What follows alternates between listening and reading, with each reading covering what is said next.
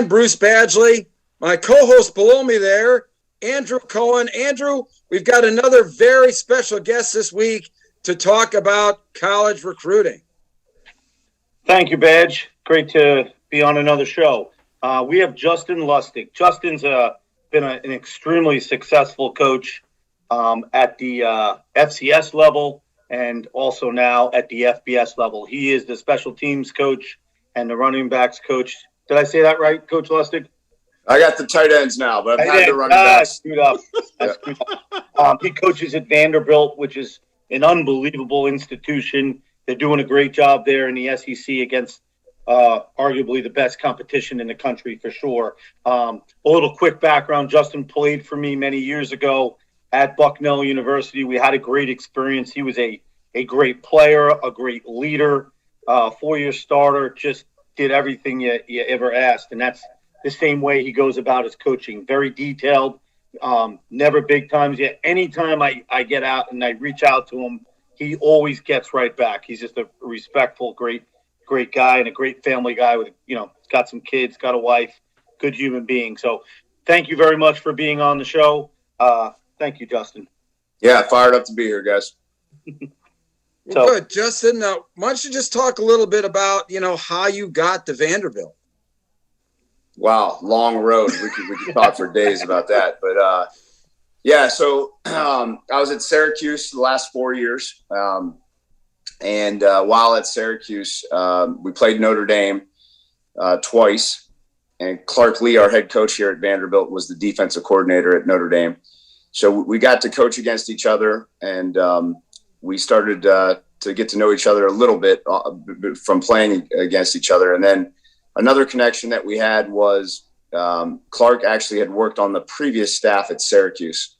So there were some connections with the administration at Syracuse, with some of the people behind the scenes that stayed on from the previous staff that we knew, mutual friends. So that was the connection. And he reached out to me last year when he got this job and asked if I'd be interested. And I started calling around and asking him about Clark Lee to other friends and people that have worked with him. And I just kept hearing the same thing over and over again, how smart of a coach he is, how good of a person he is. And this is his school. Clark went to Vanderbilt. He's from Nashville. I just felt like this was the right time and the right person that can get this program going. So I wanted to jump on board and was also attracted about the challenge of competing in the SEC and turning this program around. Good stuff. Talk a little bit about Vanderbilt and, what the school's all about and, what's some of the allure of a recruit coming to Vanderbilt? Yeah, well, to start with the football part, football-wise, we're in the SEC, and with the addition of Texas and Oklahoma, I think we're positioned as a conference right now to be the dominant force in college football. So that's, if you're a young man and you want to play the best of the best and you want to play Alabama and LSU and Georgia, you're going to get that opportunity here. So it starts with the conference we're in. And it also, we're at a point at Vanderbilt right now where our administration is really getting behind us as a football program, from the chancellor down to the athletic director to the head coach. We've just announced recently a $300 million project. It's going to be one of the most expensive football facilities in the country. So we're behind a little bit right now in the arms race of facilities, but we're going to be, within the next 2 years, we'll be right there with everybody else. So just a great time to be here football wise. And then you add the school part, and we are, U.S. News and World Report's most recent rankings, we're 14th in the country. So you talk about schools like Harvard, Yale, MIT, Stanford, we're right in the mix with that at 14th in the country. So there's not too many places, especially in our conference, where you're going to get that private education, world-renowned education, while also playing in the SEC. So we feel like we've got a unique niche to sell recruits, and we're excited about the future. Cool. Okay, Andrew, you got some questions for Justin. What we'd like to do today for everyone is talk a little bit about, from the FBS level, and then also some specific questions about Vanderbilt, what we're looking for in the recruiting process. So what is Vanderbilt's, just to start, their offensive recruiting philosophy of what you're looking for?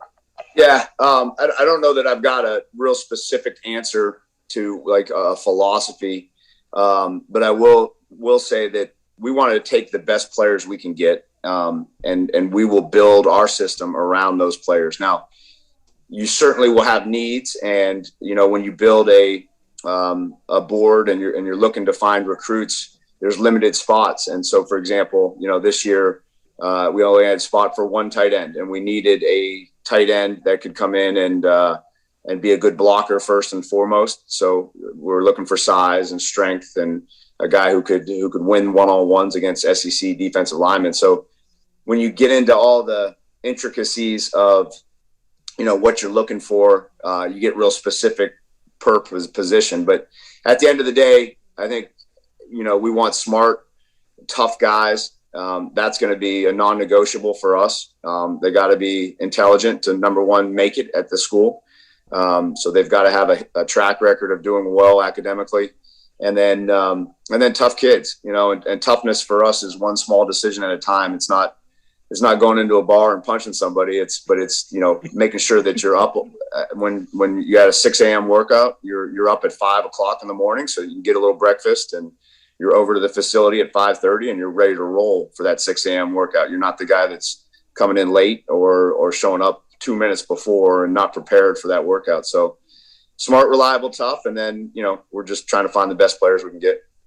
So what I'd like to do is get off script a little bit, and this will come just from my thoughts. So if you can tell us, for instance, everyone has a different philosophy in terms of what physical tools they're looking for at different positions. And it's sure, some schools have these huge running backs, and that's what they want. The other ones have the smaller guys that are fast. So if we can, so for instance, at receiver, what are the top requirements? What are the top things that are musts that you have to have if you want to play receiver for you guys? I think one of the things that comes to mind is when for us, for example, like at receiver, we want to have some diversity in terms of the skill set, right? So we're going to need a couple 6'5" receivers that can go up and win one-on-ones, and those guys don't necessarily have to be as fast.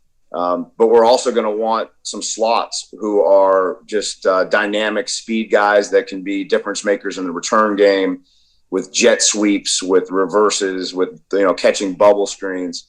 So we're looking for really specific guys based on what our current roster has. So, for example, this year, speed was a huge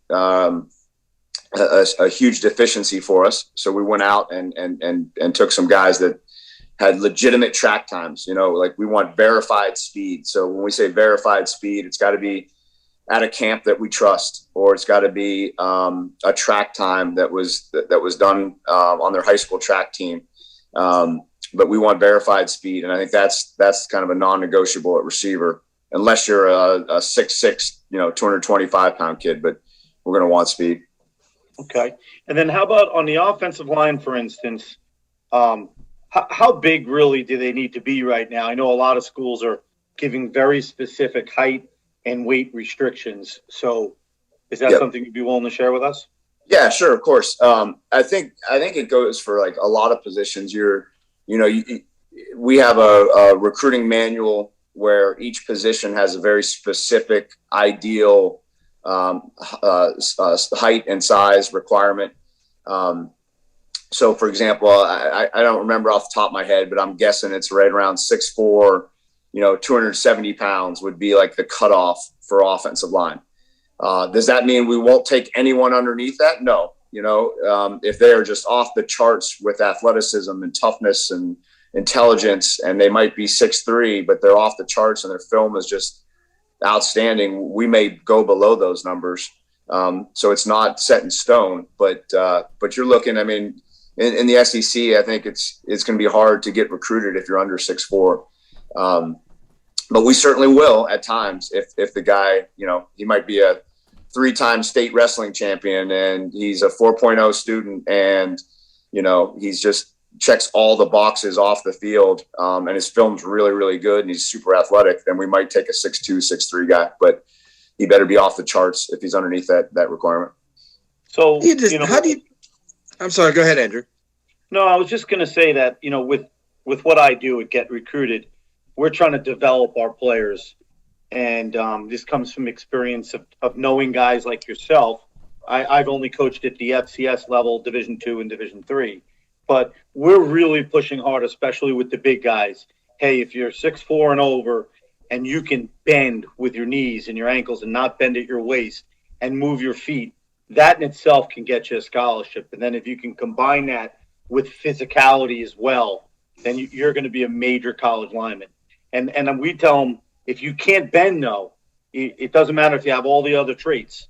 If you can't play with leverage and move your feet and bend comfortably, then those guys don't get recruited. So would you agree with how strongly I'm talking about the hip flexion? Oh, 100%, coach. I mean, right? Like the bend test, that's whoever invented that 50 years ago, or you put a broomstick over your head and see if you can bend and not fall over.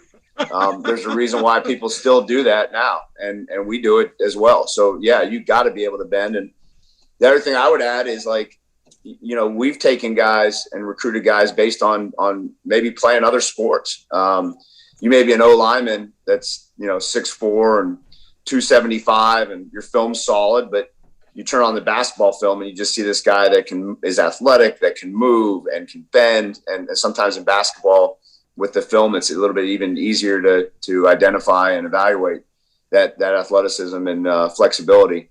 But certainly, and I think camps, you're going to be able to set yourself apart too if you can bend and show your athleticism and some drill work at camps. We can't go into detail discussing the things that all the college coaches are looking for at the different levels, because each level down is going to be a little different. I can tell you, as a Division III coach, by position, I was a head coach, and I said these were the musts by position. And then the other things would just be bonuses. And my thought process was, hey, if we had everything we wanted on a kid that we watched, that kid we weren't getting. So we had to decide what we were okay with not having.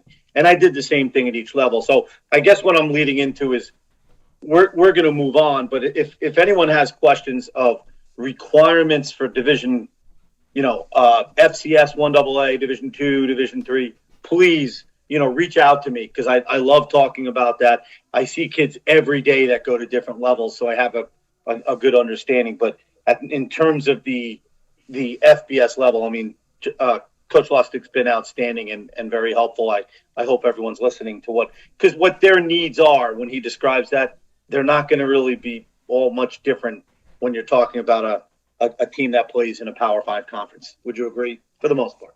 100%. 100%. Yeah. You talked about the fact that you had needs, and that how do you disseminate, those needs out to, those kids or to organizations, or do you just internalize that yourself and try and find all of these, guys that you need, internally? Yeah, it's mostly internally.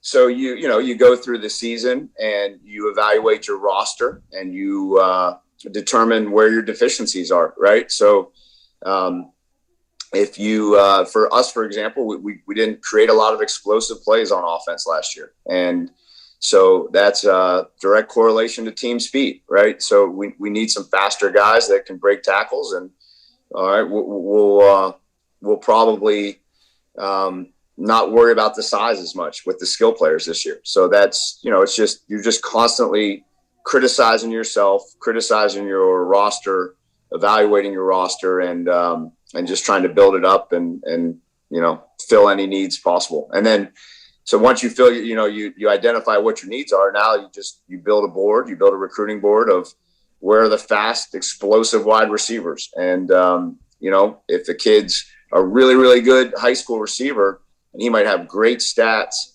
and he's a 6'3", 215-pound receiver, but he's not maybe as fast as we're looking for. It's just not going to be the fit this year. Where that kid may go to another school and have an outstanding college career, but that's just not what we were looking for for this season. Good insight. Appreciate that. Very good insight. So where do you recruit, Coach?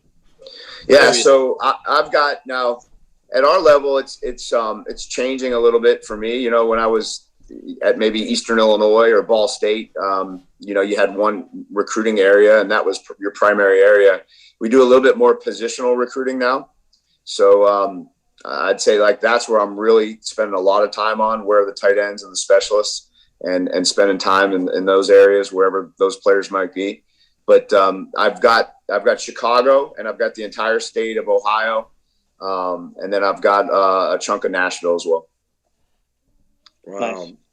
Yeah. So what Coach is saying, and you know, with having a family member that coaches in the ACC, they do it the same way at Wake Forest, and that's at first they're trying to find the players that can play at their level, and then Coach Lustig will travel most likely all over the country, looking at those guys that play tight end or if they're a specialist. So building a relationship, and they're taking high character kids that are very high academically as well.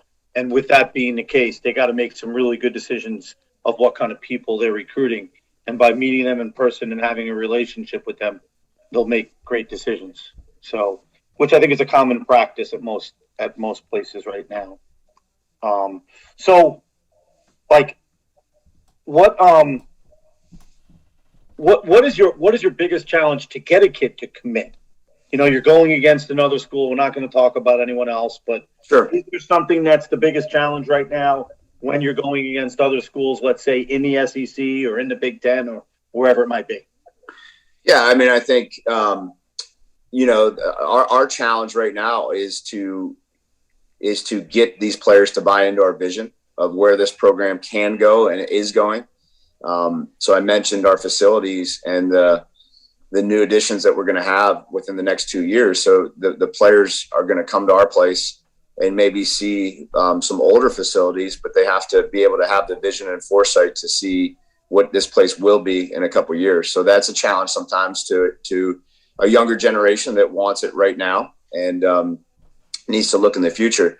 The other thing I've related it to with, and Coach Lee has done as well with some of our recruits is, and this sounds like a Vanderbilt guy talking, but is the stock market, right? Like, you know, 15, 20 years ago, if you were going to buy Blockbuster stock or Netflix 20 years ago, which stock are you going to buy? Well, 20 years ago, you're probably going to buy Blockbuster. And if you're going just off of how hot it is, and that stock fizzled out, and Netflix obviously is doing fairly well right now. So that's what we try to sell to the guys, you know, like, where is this place going to be in a year, in 2 years, in 3 years when you're a junior? And that's what Coach Lee sold me on. And that's what we need to sell these recruits on. But sometimes that's a challenge, and that's a big hurdle that we'll have to overcome. You know, the academic piece sells itself. So, you know, right away, as soon as you get those numbers in front of people, they're going to be impressed with those numbers. And, you know, that gives us an advantage over a lot of people. You know, just listening to Coach Lustig talk, it's obvious they have an identity of who they are and what they're looking for. They understand right now what their strengths are, but obviously their weaknesses, and they have to address, you know, by getting those guys. And I think not everyone has a clear identity of what they're looking for. The programs that do, there's a reason that certain programs always have, let's say, a good quarterback or always have good offensive linemen, because they're making good decisions and they understand what they're looking for. So like he said earlier about receiver, this year they had to get speed. They turned some kids down that they know can play for them, but that wasn't their biggest need. And I thought that was a huge comment. I think that really should be something that people are listening to and not take it personally if their son gets dinged or rejected by a school. We're not saying they can't play here, but that's not what we're looking for right now. But when you're at a place, and please correct me if I'm wrong, when you're at a place that is high academically, that is being challenged, it is the best conference in the country. Let's be real here. You not only have to have a strong identity of knowing what you want and what you have a chance to get, but in my strong opinion, from there, you have to do a better job developing your kids than the other teams in your conference. And they will do that. And that's how they're going to be. That would be my, that's what my 2 cents. And that's a tricky thing, right? Because you, and I know it's tricky for high school kids because we may take a guy based on the potential right? It might be a 6'5", 6'6" kid who weighs a defensive end who's 200 pounds or 190 pounds, and maybe his film's not as good as another kid that we're evaluating that's 6'3", 245 pounds, but he's kind of his ceiling might not be as high. So that's tough. And I think the other thing I would mention too is, and I mentioned this to a lot of high school kids and coaches, there's a difference between being able to play at Vanderbilt or play in the SEC versus getting recruited to the SEC. Those are two completely different things. Justin Lustig, I think I could have made the team at Vanderbilt and maybe covered a kickoff once or twice in my career, but I was not going to get a scholarship to Vanderbilt, and I was not going to get recruited out of high school. So I think oftentimes kids compare themselves and say, hey, well, I'm just as good as this kid at Vanderbilt or this kid that's going to Vanderbilt. Well, there's a difference between actually being exactly what we're looking for and fitting that niche of what we're looking for to get recruited by us versus just being able to play for us. Because a lot of kids could play for us and help us and be good teammates and maybe start by their junior or senior year, but being recruited is a completely different thing. Hopefully that made sense. Makes a lot of sense. Yeah, it made all the sense in the world. Talk a little bit about too, how important relationships are in this whole process. Oh yeah, it's huge. I mean, I think that's that may be the single most important thing in recruiting from a lot of different standpoints. Number one, it's important that we get to know the kids that we're bringing into our program. So we want to know their families. We want to know who their best friends are, who's their cousins, how do their coaches feel about them. So you don't get to know those people at a deep level if you don't build a good relationship with them. So that's really, really important. And then from a second point is that, Coach, you mentioned about getting guys to commit. Well, those relationships are really important to get the commitment, but not only to get the commitment, but to maintain the commitment throughout the process. So, as you guys know, recruiting, especially at our level, is so accelerated now. The tight end we had committed, we got him committed, I think, in February of last year, and we had to hold on to him from February until this past Wednesday. So that's a long time. And if you don't have a really strong relationship with the guys you're recruiting, it's going to be a lot easier for those guys to start looking around and maybe choose other universities. Yeah. And that's the one thing that I like about obviously, Andrew is very involved in the relationship aspect of recruiting and, not only with his camps, but obviously in the relationships that he has with all of the coaches and the relationship that, he's had with you over all these years. I mean, and it just kind of leads everywhere, doesn't it? I mean, as you go along, all these connections, just help everybody in the process, right? Oh, yeah. I mean, this is a relationship-driven business for sure. And I think it's no different than probably a lot of other businesses or a lot of aspects of life. So, yeah. I mean, I can remember coaching them up at Bucknell a long time ago. So, because I was a coach and Justin knew quickly he wanted a coach, that was a big reason for us to continue our relationship. I remember, I don't know what happened. I think it was Justin's senior year, and he couldn't make the conditioning test. And I remember we went on the other field, and I was the one that they asked to do the test for him. And as you're stretching, we're talking. I don't even know if you remember this, but that's when you first told me that you think you want to coach. Yeah. And he's driven, and that's the way he was as a player as well. But the reality, though, is as good a relationship as Coach Lustig and I have, for one, it's my job, if I'm going to give him any kids, he's trusting me that I'm not going to waste his time. So I'm not giving him a lot of kids a year because that's a high level, but when I give it, he is outstanding about getting back to us. And then also he's going to give us an honest answer. I think I can have the advantage of my relationship with him. We'll get the film watched, but this is a business. So he is going to take his program, Vanderbilt, is going to take the player that they think is the best fit for them. But sometimes that's all it takes is getting your foot in the door. These guys are getting millions of films every day.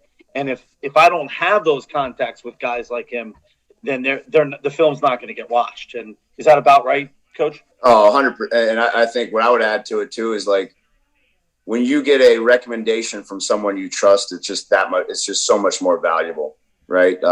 If there's someone that there might be a high school coach that I had met once or twice, but like Coach Cohen and I go way back, and that relationship. If he's going to recommend somebody, I'm going to listen. I know he's not going to. Just from experience, he's not going to send us guys that he doesn't feel strongly about. So the relationships you have with high school coaches, with people like Coach Cohen are huge in helping us be successful. And at the end of the day, we got to make sure we don't make mistakes in recruiting. Like that can crush a program. If you bring guys in that don't pan out, you're going to be in trouble. That's for sure. The recruiting is definitely, I learned that at an early age of coaching, but definitely when we were together with Tom Gadd at Bucknell, I mean, he just pushed the recruiting, and then from there, development, and then from there, building a relationship with the players that are in your program. And, guys like Justin would go through a wall for us, but we would also do the same for him. So, it's fun when you get that culture that, it sounds like that's what they're doing at Vanderbilt. We're going to work hard to recruit, and you can't worry about the kids you don't get. You gotta be concerned with the guys you do get, and then from there you're in this together as a family, and that's why it sounds like it'd be a great place to play. At Vanderbilt University, not only a great school, but a program that's on the rise, that's doing it the right way. We'd like to think everyone does it the right way, but that's up for discussion. That is up for discussion. And, we've had a lot of great discussions in this, half hour here or plus. And, Justin, it's been fabulous. Just having us look behind the curtain of what it's like, to, recruit and be involved in a Division I program. And, all of the elements involved in, the recruiting process are so intertwined. It's so important. And, I just want to thank you very much. It's very enlightening to me as the relationship that, I have with Andrew here always is very enlightening and very informative on what really is required and really goes on with college football recruiting. It's such an elaborate process, but it does seem like it comes down to one thing. And the basic thing is our relationships, right? Yeah, I would second that for sure. No question. Then that's how my business, it's all about relationships and contacts. And then that's why I have to be 100% honest with Coach Lustig or anyone else I talk to. I'm going to be positive about the guys I work with, but I always tell them I'm not going to tell a coach that he can play for them if I don't really believe that he can, or else Coach Lustig would stop responding to me, and I don't want that to happen. So, he's got to do his job, and that's why I'm very thankful that this is a very busy time of year for them, and he's giving us some of his time, so we don't want to hold him too long. But thanks a lot, Coach Lustig. Proud to be a friend of yours, and proud to that we'll always be family members because the times we spent in Lewisburg, Pennsylvania, and that's kind of, to be honest with you, it's kind of special to me. I know I wasn't an easy coach. I kind of could be a jerk at times, but whether it's a guy like yourself or a guy like George Hawanitz that I do work with in the camps who, coaches at Valley View in Pennsylvania, you cherish those relationships. And I'm sure that you do the same as well with the players you've coached over the years. Oh, for sure. And I still go back to all the things I learned from you guys at Bucknell are still with me. And I still share those things with our players. And, it gives me goosebumps thinking about the time at Bucknell. And that was a really special time for me as well. I got to share a story, then we'll and you're going to appreciate this. So 2 nights ago, I'm in bed because I'm old. I'm 50 now, and it's like 9:15, right? I get a message from someone that had played for me 25 years ago, right? Hey, what's going on, Coach? Hey, I have a question about my son. And then it's signed Joe DeLugos. Yeah. So Joe played with Justin. That's a true story. I haven't spoken to him in a solid 20 years. One of the nicest, brightest, toughest football. I mean, and I could say that about 95% of the guys we coached there. That's no BS. Yeah. It was a great time. But he was sincerely a great guy. And his son is a talented player and a really good student from Western Pennsylvania. But you get those texts, and he's like, I'm sorry I woke you up. I'm like, no. I mean, it's like you want those calls, and I'm sure you get those more than I do because you're still in it. But you cherish those moments. So that is why you coach, at least the good ones. That's why they coach. For sure. Well, thanks a lot, Coach Lustig, and good luck the rest of the way in recruiting and this off season. Excited to hear about the progress that you guys are making. Mr. Badge over there, what do you got? Look, I just want to thank both of you. This is very enlightening for a guy who just, covers football and reports on football and, is lucky enough to be involved, to meet guys like yourself that are really intimately involved in this. It just is always great for me. And that's why I'm just kind of, I don't know, I'm drawn into it because I just love the way you guys talk. No, I mean, and how you're trying to, improve young men and, improve the game and everything else. It's just fantastic. So, and that's what this show's about. This show's about, enlightening people on the recruiting process. And I think that we're doing a good service to families, to players, that there's a lot more to this process than what they think. And the more that they, hear the true story about, how things are done, the better off that they're going to be. Right, guys? No question. Well, thank you very much, Coach Lustig. Good luck to you and your family and the Vanderbilt program. And Coach Badge, thanks for your time as well. And thanks for organizing this. Hey, all right, thanks, guys. Good seeing you. No problem, guys. We'll see you later. All right. Okay. Take care now.